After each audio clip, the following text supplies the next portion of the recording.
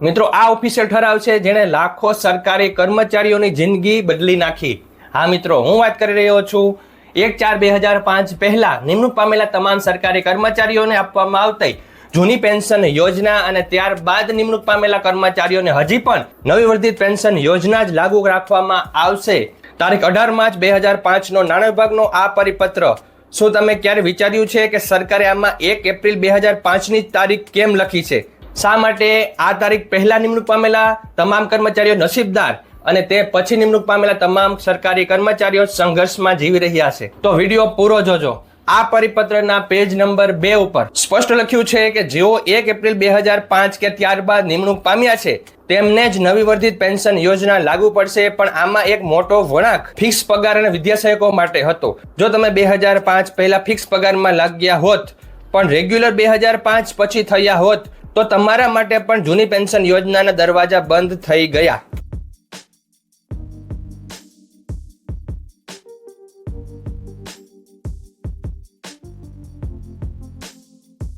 પરિપત્રમાં મુદ્દા નંબર 4 અને 5 જુઓ. અહીંથી જ ગુજરાત મુલકી સેવાઓ પેન્શન નિયમો 2002 નો અંત આવ્યો.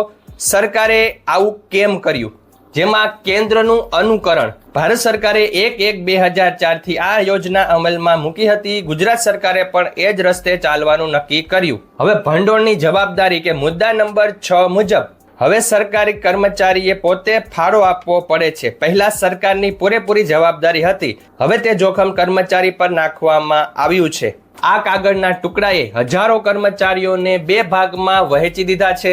એક જ શાળામાં કામ કરતા 2 શિક્ષકો પણ પેન્શનમાં જમીન આસમાનનો તફાવત. આ અન્યાય છે કે આર્થિક મજબૂરી? આ પરિપત્રની છેલ્લી કડીઓ હજુ પણ કોર્ટના ચક્કર કાપી રહી છે.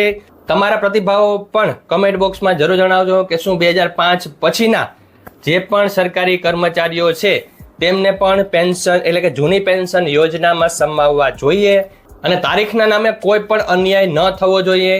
આ પરિપત્ર તમારે જોતો હોય તો ટેલિગ્રામ ચેનલ પર મળી જશે. ટેલિગ્રામ ચેનલની લિંક ડિસ્ક્રિપ્શનમાં છે. Thank you very much. જય શ્રી કૃષ્ણ.